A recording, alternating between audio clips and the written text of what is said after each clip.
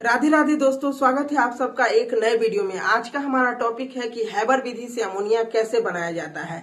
दोस्तों, मैं गारंटी के साथ बोल सकता हूं कि ये टॉपिक आपको 4 से 5 नंबर दिला सकता है। पहला, या तो ये 2 नंबर में शॉर्ट में पूछा जा सकता है, तो आपको इसी तरीके से बनाना है। दूसरा, इससे ऑब्जेक्टिव बन सकते हैं कि कितना टेम्परेचर लगता है। एक दूसरा ऑब्जेक्टिव कौन से कैटालिस्ट की उपस्थिति में होता है। तीसरा, कितने दाब पर होता है। और चौथा, रिएक्शन एक्जोथर्मिक है, रिवर्सिबल है, क्या हो रहा है। तो इससे बहुत ही अच्छा क्वेश्चन है ये शॉर्ट क्वेश्चन में भी काम आ सकता है और ऑब्जेक्टिव में भी काम आ सकता है। तो चलिए देखते हैं कि हैबर विधि से अमोनिया कैसे बनता है। एक बार ऑब्जेक्टिव ये भी आ गया था कि अमोनिया का सूत्र क्या होता है, तो NH3 होता है।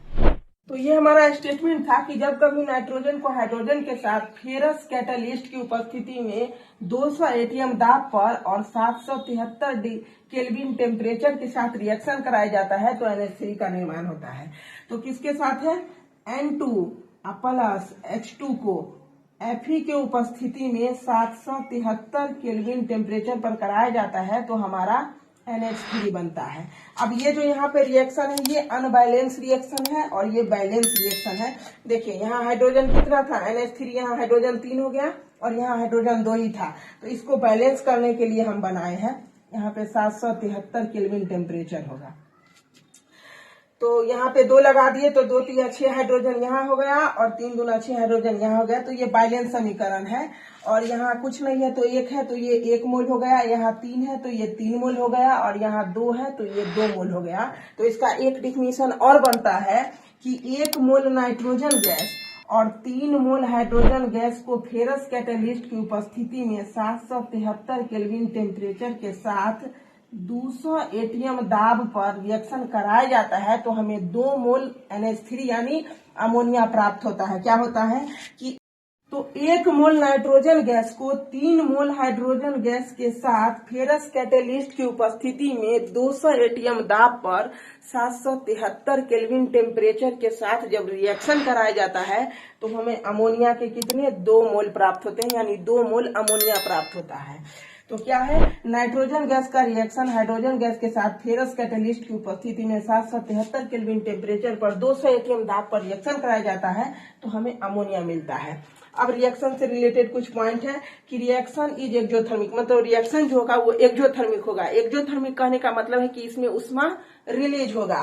रिएक्शन इज रिवर्सिबल, मतलब रिएक्शन रिवर्सिबल होगा। रिवर्सिबल कहने का मतलब है कि इतना से अगर हमें इतना प्राप्त हुआ है तो इतना से हमें इतना प्राप्त हो जाएगा। वापस जब आप NH3 को हाई टेम्परेचर पर गर्म कीजिएगा तो ये N2 प्लस H2 यानी नाइट्रोजन और हाइड्रोजन गैस में टूट जाएगा। इसीलिए इसको बोलते हैं रिएक्शन इज रिवर्सिबल। और ये बोला गया वॉल्यूम डिक्रीज, मतलब आयतन में कमी होती है। देखिए, यहाँ नाइट्रोजन का 1 मोल लिए और हाइड्रोजन का 3 मोल लिए तो ये टोटल हो गया हमारा रिएक्टेंट कितना? 4 मोल और प्रोडक्ट हमारा कितना मिला? 2 मोल। तो इसके वॉल्यूम में क्या हुआ? कमी आया, इसीलिए बोला गया वॉल्यूम डिक्रीज हो गया।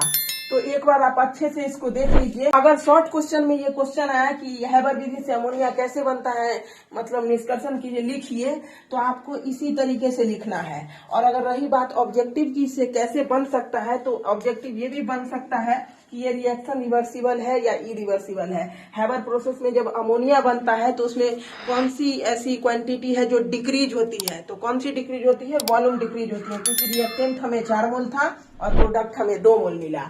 उसके बाद ये भी बन सकता है कि किस कैटालिस्ट की उपस्थिति में होती है, तो फेरस कैटालिस्ट की उपस्थिति में। ये बहुत बार आया है तो आप इसको ऐसे याद रखिएगा। किस कैटालिस्ट आया ना था? फेंका मतलब फेंक दिए। क्या फेंक दिए? Ferrous catalyst. फेर से फेरस और कैसे कैटालिस्ट, फेरस कैटालिस्ट। और कभी कभी टेम्परेचर भी आ जाता है तो टेम्परेचर है 773 केल्विन। 773 केल्विन अगर सेल्सियस में आए तो 273 माइनस कर दीजिए, यानी 500 डिग्री सेल्सियस। कभी कभी 489.5 भी दे देता है।